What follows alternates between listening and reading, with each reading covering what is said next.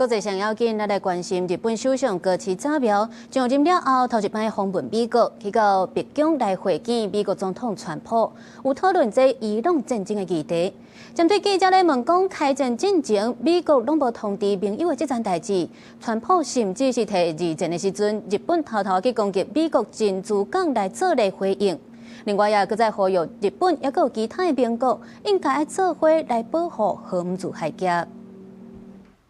在川普不满盟友无派军舰去核武子海峡的时，日本首相高市早苗19访问白宫，这是伊上任了后头一届。记者问川普，谁那在对伊朗发动攻击进前，无大声通知包括日本在内的盟国？川普立场真硬，讲到二次世界大战的往事。Because we wanted surprise. Who knows better about surprise than Japan? Okay? Why didn't you tell me about Pearl Harbor?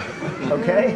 Because of that surprise, we knocked out, the first 2 days, we probably knocked out 50% of what we, and much more than we anticipated doing. 面对中东的战争，高市早苗强调日本反对伊朗发展核武的立场，谴责伊朗封锁核武子海峡，威胁全球超過90%的原油供應線。これは非難をし、そして茂木外務大臣からもイランの外務大臣に対してもうそれをやめるように申し。高市想要強調美日聯盟的關係，在這進前，川普怨嘆包括日本在內等等的盟友無幫助保護核武子海峽。Look, I expect Japan to step up.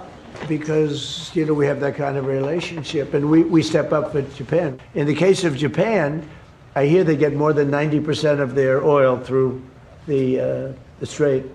So that's a big reason to step up.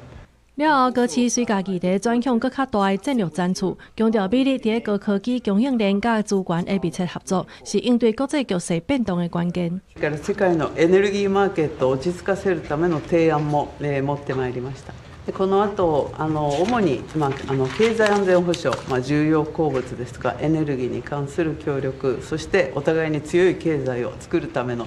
雙方也講到甲中國的關係，高市強調日本將基本對中國是保持開放對話。川普是講有計5、6禮拜後會訪問中國，向習近平邀約日本會談要講貿易。公視新聞吳文玲編譯。